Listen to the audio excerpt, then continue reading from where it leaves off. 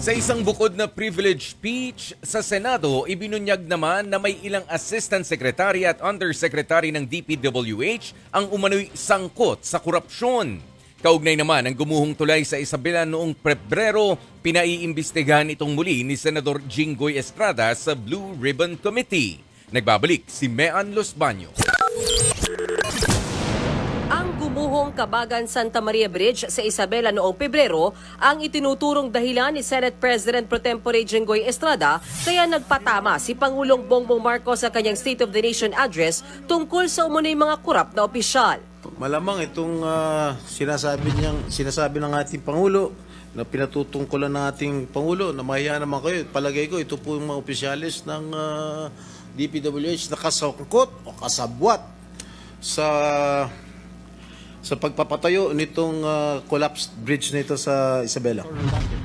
Matapos ang privilege speech ni Estrada, tinanong ni Senator Rodante Marcoleta kung hindi ba pinatutungkulan din ng Pangulo ay mga kongresista na kontraktor din. Nakaharap po siya sa Kongreso eh. Napakarami pong kontraktor doon eh. Kayo po nakakaalam nun dahil kayo po nanggaling sa House of Representatives. Hindi po, tinatanong ko po kayo kung kayo isang ayon. Hindi po ako makakasagot niyan sapagkat hindi po. Bakit naman po hindi kayo makakasagot? Hindi po ako nanggaling tanong ko sa inyo. Sa House of Representatives. Kayo po nanggaling sa House of Representatives. Malamang kayo po nakakaalam kung marami po ang pinatutungkulan ng ating Pangulo. Marami pong kontraktor doon. Ang tanong ko lang kung kayo sumasang-ayon sa aking pananaw. Ay yes, sumasang-ayon po ako sa inyong pananaw. Kung kayo po ay naniniwala, maniniwala rin po ako.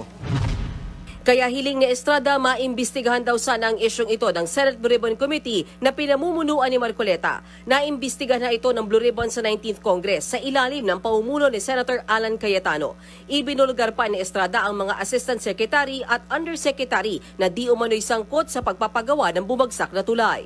In 2018, then Project Engineer Felipe Lingan began reporting early signs of possible bridge failure. Noong pa lang 2018, nakitaan na nitong si Mr. Lingan na medyo malapit na magkolapso o may failure, early signs of bridge failure.